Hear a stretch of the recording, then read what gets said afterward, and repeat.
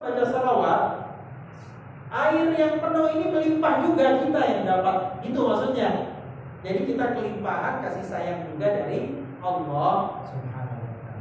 Jadi kenapa kemudian Nabi mensyariatkan banyak barang siapa yang bersolawat kepada aku, maka Allah akan bersolawat, memberikan rahmat dan kasih sayang untuk dia 10 kali lipat. Itu maksudnya. Dan kita diminta untuk baca salawat banyak-banyak setiap hari, terutama hari-hari Jumat. Allahumma sholli ala Muhammad wa ala ali. Baik. Untuk tema salawat, ramai juga di YouTube. Ini jeleknya belajar secara online. Kalau mau belajar itu offline. Belajar online itu kadang-kadang kita nggak sempat untuk nanya, betul nggak yang dia bilang ini? Kadang-kadang disampaikan dalilnya, kadang-kadang nggak pakai dalil lagi. Boleh nggak Ustaz? Ini lagi ramai. Padahal sudah kita pendam lama-lama, sudah nggak usah lagi lah bahas masalah itu. Dihidupkan lagi 10 tahun terakhir ini. Apa itu dia? Bid'ah. Orang kalau baca sholawat ditambah dengan sayyidina, kan gitu. Ambil lagi nih. Capek kita bro. Gak ada yang lain yang mau didiskusikan. Bid'ah aja.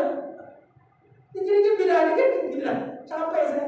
Sampai ada orang Kristen dia mau masuk Islam. Coba dia tanya, Ustaz, ya saya dengar bid'ah itu makhluknya kayak apa Ustaz? Bukan makhluk bah. Saking seringnya isu ini dibawa lagi. Capek kita mau bahas. Baik. Bagaimana tentang masalahnya? Jadi gini, Nabi itu ditanya oleh para sahabat, ya Rasulullah, kami tahu mengucapkan salam kepada kita. Kan assalamualaikum diajarkan Nabi ya, orang Islam bertemu sama orang Islam. Tapi kami mau tahu bagaimana bersolawat kepada engkau, caranya bagaimana? Diajarkan kemudian sama Nabi, oh ya, baca Allahumma sholli ala Muhammad wa ala ali Muhammad. Itu kalimatnya, redaksinya. Gak ada tambahan sayyidina. Hadis ini kemudian dikomentari oleh Imam Syafi'i. Saya bicara tentang tokoh yang jenius, tokoh yang berotak brilian, tokoh yang menemukan ilmu usul fiqh, tokoh hadis. Ini tokoh bukan orang kemarin sore ya. Jadi hormati beliau sebagai tokoh ulama besar. Beliau mengatakan sebagai itu. Barang siapa yang bersolawat kepada Nabi dengan redaksi seperti diajarkan Nabi tadi, dia sesuai dengan dalil.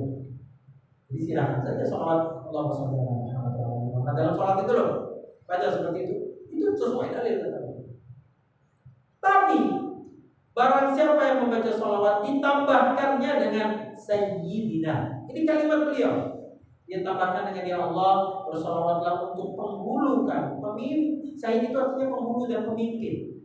Karena Nabi sendiri yang bilang, ana sayyidu waladi Adam yaumil qiyamah. Aku adalah pemimpin dan sayyid anak Adam pada hari kiamat. Hadis sahih. Dia kemudian menambahkan ketika bersolawat kepada Nabi, Allahumma sholli ala sayyidina Muhammad wa ala ali sayyidina Muhammad, maka dia lebih beradab. Dan aku, kata Imam Syafi'i, lebih suka untuk memilih beradab dibanding yang cocok dengan dalil. Karena kalau beradab itu bukan tidak cocok dengan dalil sebenarnya. Kan dalilnya ada, cuma dia tambah semua. Nah itu fatwa Imam Syafi'i. Saya memulai dengan mengenalkan Imam Syafi'i tadi sebagai ulama besar ya. Ada sekarang yang berani memindahkan Imam Syafi'i. Dia cung tangannya, boleh keluar duluan. Ada yang berani. Jadi jangan mudah-mudah bilang bid'ah yang ada bid'ah. Jadi Imam Syafi'i bro. Anda mau pakai sayyid monggo, nggak pakai sayyid juga, oke. Perbedaannya ini sesuai dalil, ini lebih beradab. Saya kasih ilustrasi mudah. Ada tadi saya dijemput sama supir dari Petros ini. Kalau dia nanya, saya akan kasih. Saya biasanya orang kalau jemput saya supir itu, saya akan kasih nanti kalau sampai di satpam, bilang ya, saya cari rumah Muslim Gunawan. Itu kan saya kenalkan kan. Cari rumah Muslim Gunawan, itu aja. Nanti ketika supir sampai datang ke rumah saya di Sepinggan Pratama, sampaikan ke satpam dia akan bilang, Pak Satpam, saya cari rumah Pak Muslim Gunawan ini sudah. Saya biasanya nggak ngomong Muslim Gunawan, dia biasanya ditambah sama dia, cari rumah Ustaz Kiai Haji Muslim Gunawan. Kira-kira betul nggak itu? Atau dia bilang ke satpam, satpam maksudnya. Saya cari rumah Muslim Gunawan. Itu kan dia nyebut. Gak mungkin kan Pak. Dia tambah ya. Dia tambah dengan kalimat Ustaz, Kiai Haji Muslim Gunawan. Padahal saya ajarin nggak Pak? Enggak saya ajarin. Kenapa? Apa alasannya? Adab. Apa kata Sutejo? Siapa? Sutejo Jiwo ya. Dia bilang apa? Adab. Dia sampai marah gitu. Jadi ada orang bertanya dalam forum ILC itu, Karni Ilyas. Orang mau bertanya, dia mau jawab pertanyaan itu karena ditanya dia. Sekalinya yang bertanya itu pergi ke WC, kan nggak beradab betul. Saya mau jawab, mana adabmu katanya. Itulah yang dilakukan oleh Imam Syafi'i dalam fatwanya. Jadi monggo saja Anda mau sesuai dengan arahan instruksi Allahumma sholli ala Muhammad, monggo, ada dalil. Tapi Anda mau pakai Allahumma sholli ala Sayyidina Muhammad, Anda juga tidak salah dan Anda sedang beradab kepada Nabi Muhammad Sallallahu Alaihi Wasallam. Ini sudah diterangkan lama, Pak. Mendadak nongol di YouTube. Barang siapa yang baca Sayyidina, dia melakukan bid'ah. Tepok lagi jidat saya. Ini sudah selesai urusan ini lama. Kenapa Anda mau bikin lagi, Ustaz? Sudah ya? Baik, kita punya waktu 5 menit. Silahkan ada pertanyaan. Silahkan ada pertanyaan. 5 menit waktunya, silahkan. Ya. Saya baca di situ dari Aisyah, jika kita melakukan sholat ba'diyah, sholat ba'diyah sisa. Ba'diyah. Oh, ba'diyah. 4 rakaat itu pahalanya sama dengan kita sholat 4 rakaat di waktu Ramadan. Saya baru dengar itu cerita itu. Baru dengar. Saya belum pernah baca. Saya baca buku hadis, hampir semua kitab hadis saya baca. Cuma kebetulan yang itu belum. Tapi saya nggak bisa memastikan apakah itu memang nggak ada, gitu ya, nggak berani juga. Jangan-jangan ada. Jadi wallahu a'lam bishawab. Buku hadis itu rekan-rekan yang dimuliakan Allah banyak betul buku hadis. Ada buku sita, buku 6. Maksudnya Sahih Muslim, Sahih Bukhari, Mustadrak Al-Hakim, Sunan At-Tirmidzi, Sunan Abu Dawud, Daraqutni. Banyak Pak. Ada lagi tambahan yang 4 terus. Dan kita perlu tahu ya, buku hadis yang katakan cuma 6 ini. Ini satu judulnya itu belasan jilid. Itu baru Sahih Muslim. Nanti yang ini belasan jilid lagi. Jadi aneh kalau ada orang bilang, ayo kita kembali kepada Al-Quran dan Sunnah. Kita disuruh masing-masing kita disuruh merujuk langsung kepada Al-Quran dan Sunnah. Bagi saya itu arahan yang paling gila yang pernah ada. Gak mungkin Pak.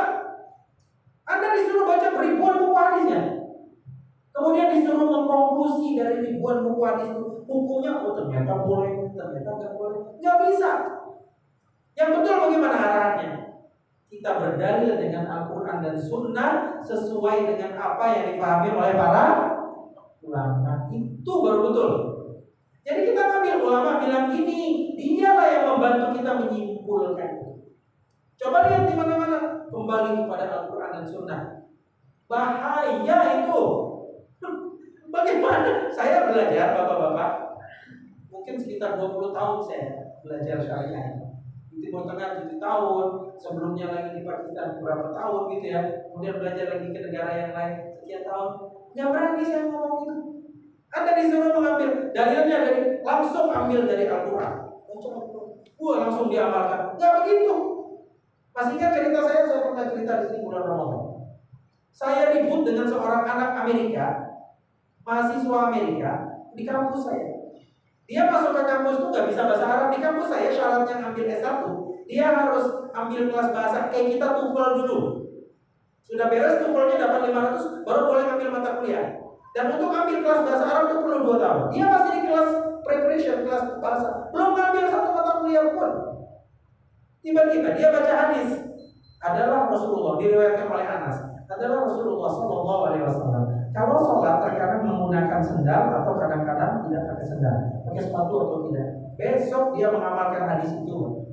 Dia masuk ke masjid, kayak kita masjidnya ini, pakai sepatu bot Amerika itu. Orang ini bro, tinggi besar. Saya waktu itu mau sholat duha, masuk ke masjid. Kan sholat duha jarang ada di masjid orang, kebanyakan di luar. Saya mau sholat duha juga, sedang anak muda itu sholat. Orang berhijrah biasa, gaya sholat itu paling sunnah sendiri. Pakai sepatu bot Pak. Begitu selesai sholat saya bilang, brother, you are humiliating the mosque. Kamu menistakan masjid, saya bilang. Apa dia bilang? Itu you put sepatu kamu ini masjid, dan masjid itu baru dibangun sebulan Pak, karpetnya masih wangi. Itu bukan dari ujung itu. Dia bilang, this is sunnah. Ini sunnah bro, kamu yang bicara tadi. Berkelahi saya sama dia, berkelahi mulut. Kalau sekelahi badan, pasti jawab saya. Gede orang. Nah, kasus ini dibawa ke direktur kampus. Anak-anak dari kampus saya pasti tahu kisah itu. Meskipun berkelahi sama orang negro kan. Dibawa ke depan kampus. Diketawain dia satu kampus anak itu. Kenapa? Coba lihat bahayanya belajar pakai dalil. Kita masing-masing anak orang awam disuruh mengambil sendiri dari Al-Quran dan Sunnah. Jadinya kacau begitu. Anda bisa aja baca hadis itu dan mengamalkan yang sama. Besok silakan sembahyang di masjid. Apa namanya ini? Masjid Al-Hijrah ini tinggal nama loh bro, pulang. Jangan main-main dengan sepatu. Kita perlu ustaz, kita perlu ulama yang memahamkan Anda maksud hadis itu. Iya kan? Bahwa ternyata di zaman Nabi Masjid Nabawi itu dia tidak pakai karpet. Wajar, karpet itu karena modern ini. Dan Nabi itu selain dia stay di Madinah, dia traveling juga kemana-mana. Jadi kalau lagi traveling, ya sudah apa adanya nggak dibuka. Tapi kadang-kadang pakai, kadang-kadang enggak. Kalau sudah karpet begini, masa kita pakai sepatu? Ya enggak, dicopot tuh.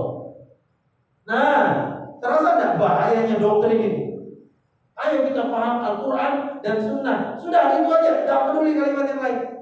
Jangan begitu. Ada Imam Syafi'i, tunggu dulu, kata Imam Syafi'i. Ya, kita tahu apa pendapat Imam Syafi'i. Kita ngikut Imam Syafi'i. Itulah yang disebut dengan bermazhab. Bermazhab. Terakhir ilustrasi. Suatu hari seorang ibu-ibu, ini kasus nyata di Mesir, dibawa karena dia punya masalah gitu ya, dibawa ke depan hakim. Hakim itu melihat ibu ini berjilbab, oh ini wanita soleh.